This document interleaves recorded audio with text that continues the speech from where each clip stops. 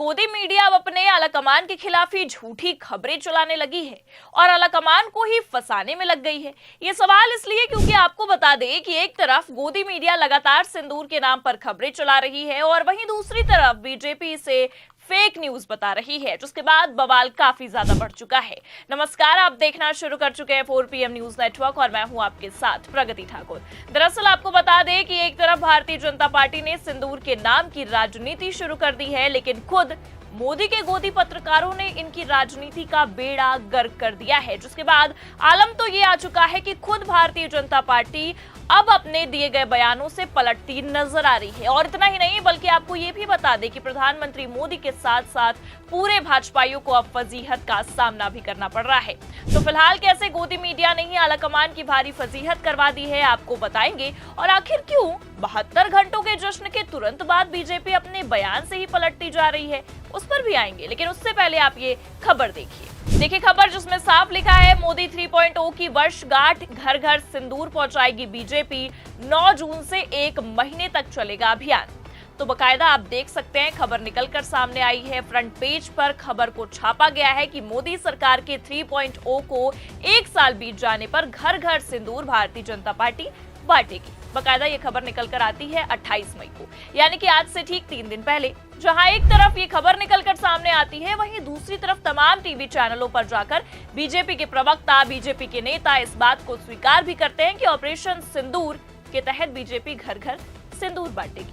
लेकिन हैरानी की बात यह है कि जहां एक तरफ भास्कर से लेकर तमाम गोदी मीडिया ये खबरें चला रहा है, भारतीय जनता पार्टी ने अब सिंदूर की राजनीति की शुरुआत कर दी है, बल्कि खुद बीजेपी के प्रवक्ता तक इसे स्वीकार भी कर रहे हैं। लाइव डिबेट शो में बैठकर उसके बाद खबर ये निकलकर सामने आती है कि बीजेपी अपने ही बयान से पलट चुकी है। जी हां, आपको बता दें कि बीजेपी के ऑफिशियल सोशल मीडिया अकाउंट के साथ साथ आईटी सेल प्रमुख अमित मालवीय ने ट्वीट किया है। मैं आपको पढ़कर बता देती हूं। देखिए, बीजेपी की आईडी से पोस्ट हुआ है, बकायदा भास्कर की उस खबर को भी पोस्ट किया गया है और लिखा है, दैनिक भास्कर में छपी ये खबर पूर्णतः असत्य है और छल पूर्वक प्रेरित है। भारतीय जनता पार्टी ने घर घर सिंदूर बांटने का कोई कार्यक्रम निर्धारित नहीं किया है।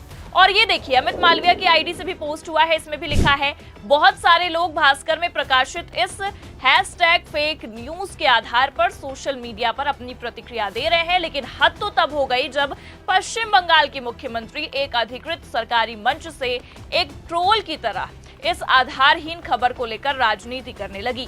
ममता बनर्जी को अपने प्रदेश की बदहाली की चिंता करनी चाहिए और देश की सुरक्षा जैसे संवेदनशील मुद्दों पर बेतुकी बयानबाजी नहीं करनी चाहिए। पश्चिम बंगाल सांप्रदायिकता की आग में जल रहा है, महिलाएं सुरक्षित नहीं है, बेरोजगारों के पास रोजगार नहीं है, ये ममता बनर्जी की प्राथमिकताएं होनी चाहिए। कांग्रेस के प्रवक्ता हल्के लोग हैं, उनसे बेहतर की अपेक्षा करना भी उचित नहीं है। तो देखा आपने, अब खुद ये बीजेपी वाले अपने ही दिए गए बयानों से पलटी खा रहे हैं, वो भी तब जब चारों तरफ से इनके प्रवक्ता घर घर सिंदूर बांटने के कार्यक्रम पर लाइव शो में हामी भर चुके हैं, गाना गा चुके हैं। जी हां, तब ये खबर निकलकर आती है सामने कि ये सारी चीजें फेक है, क्योंकि ये तो आप और हम बखूबी जानते हैं कि भास्कर ने खबर 28 मई को छापी थी, लेकिन जब इस पर राजनीति शुरू हो गई, और इतना ही नहीं बल्कि इस सिंदूर की राजनीति पर बीजेपी चौतरफा घिर गई, तो खुद अब बीजेपी ने इस न्यूज को फेक बता दिया है। भास्कर के साथ साथ सभी गोदी चैनलों को झूठा साबित कर दिया है, जहां खुद बीजेपी के ही प्रवक्ता टेबल पर बैठकर लाइव शो में राजनीति कर रहे थे सिंदूर के नाम पर।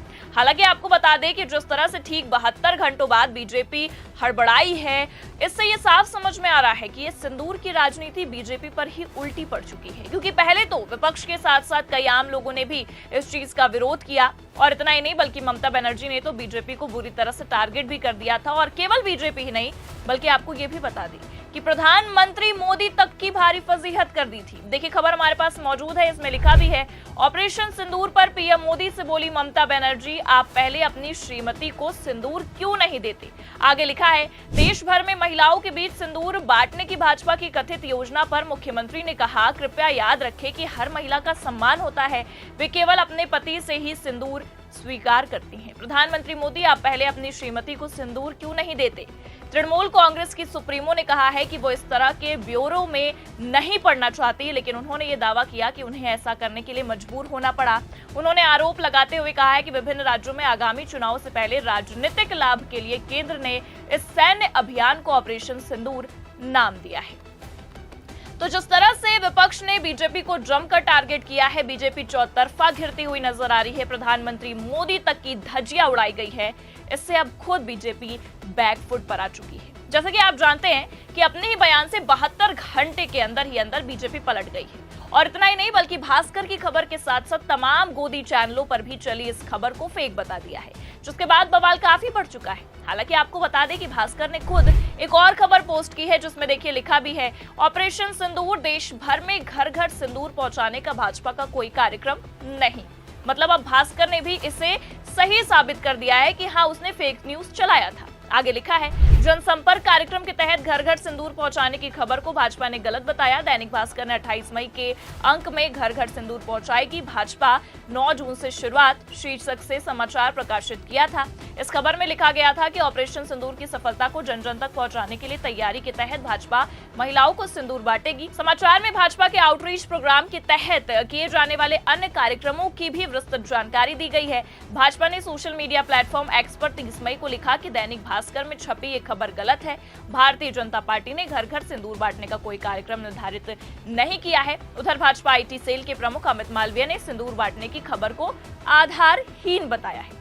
हालांकि अब आपको बता दें कि इन सब के बाद भी सवाल ये उठ रहा है कि अगर भास्कर ने गलत खबर चलाई, अगर गोदी मीडिया इस तरह से फेक खबरें चला रही है, तो भारतीय जनता पार्टी इस पर कोई एक्शन क्यों नहीं ले रही है? क्योंकि याद होगा आपको, जब ऑपरेशन सिंदूर को अंजाम दिया गया था, उस दौरान भी किस तरह से गोदी मीडिया ने फेक खबरें चलाई थी, और एक बार फिर खुद भारतीय जनता पार्टी इसे एक्सपोज कर रही है और इस खबर को फेक न्यूज बता रही है, सिरे से नकार रही है, लेकिन बावजूद उसके कोई एक्शन नहीं लिया जा रहा है।